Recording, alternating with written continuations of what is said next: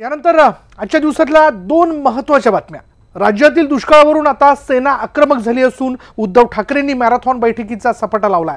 काल अचानक सगळ्या आमदारांची बैठक बोलावण्यात आली आणि यावेळी उद्धव ठाकरेंनी सगळ्या मंत्र्यांना दुष्काळग्रस्त गावांचा आढावा घेण्याचे आदेश दिल्याचं कळतंय।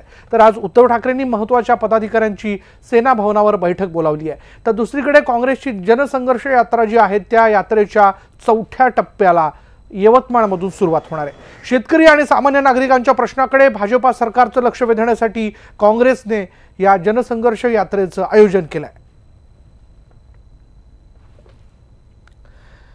शिवसेना पक्षप्रमुख उद्धव ठाकरेंनी अचानक बोलवलेल्या बैठकीत सगळ्या मंत्र्यांना दुष्काळग्रस्त गावांचा आढावा घेण्याचे आदेश देण्यात आल्याचं कळतंय। अहवाल सादर केल्यानंतर स्वतः उद्धव ठाकरे दुष्काळग्रस्त गावांचा दौरा करणार असल्याची माहिती शिवसेना नेते एकनाथ शिंदेंनी दिली आहे। सेनेच्या बैठकीत सरकारने दुष्काळग्रस्त भागात जाहीर केलेल्या योजनांची अंमलबजावणी होते की नाही याची माहिती घेण्याचे निर्देश दिलेत।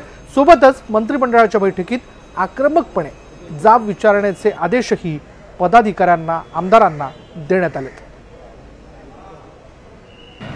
दुष्काळ हा एकत्र बसून जमेल त्या पद्धतीनं दुष्काळग्रस्तांना मदत करण्याचा विषय सरकार असेल, विरोधी पक्ष असेल, सरकारमधील सामील आलेले पक्ष आणि मंत्री असतील, प्रत्येकानं दुष्काळावर काम करण्याची गरज आहे। आणि उद्धव ठाकरे शिवसेना पक्षप्रमुख यांनी सत्तेत असो अगर नसो सतत दुष्काळग्रस्तांसाठी व्यक्तिगतरित्या मदतीचा हात पुढे केला आहे।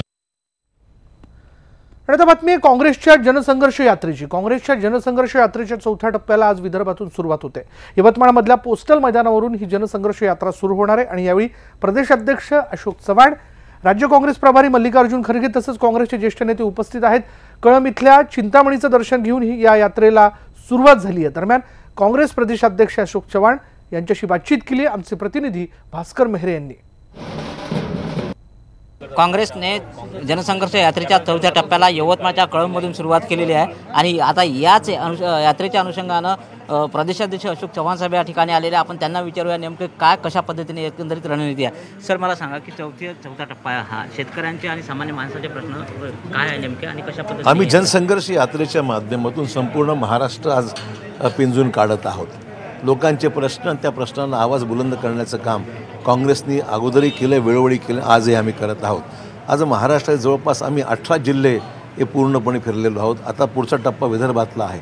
विदर्भात अमरावती विभागातले 5 जिल्हे आज आम्ही कळंबमधल्या प्रसिद्ध चिंतामणी देवस्थानमधून गणपतीची या ठिकाणी पूजा अर्चा केलेली आहे आणि गणपतीचा आशीर्वाद घेऊनच आम्ही या ठिकाणून कामाला लागलेलो आहोत। महाराष्ट्रातलं विघ्न खऱ्या अर्थाने हे फडणवीस सरकारच महाराष्ट्राचं खरं मोठं विघ्न आहे आणि हे विघ्न दूर करण्यासंदर्भामध्ये ईश्वराचरणी आम्ही प्रार्थना केलेली आहे।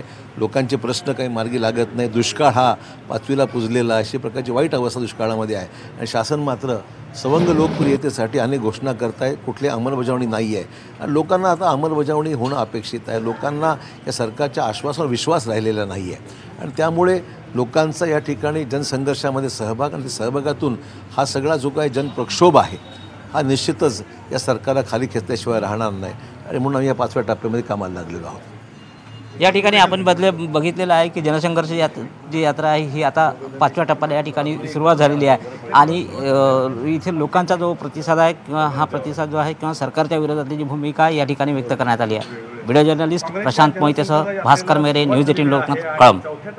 5व्या टप्प्याला या ठिकाणी सुरुवात झालेली आहे आणि इथे लोकांचा जो प्रतिसाद आहे किंवा हा प्रतिसाद जो आहे किंवा सरकारच्या विरोधातली जी भूमिका आहे या ठिकाणी व्यक्त करण्यात आली आहे। व्हिडिओ जर्नलिस्ट प्रशांत मोहितेसह भास्कर मेहरे, न्यूज 18 लोकमत, कळंब।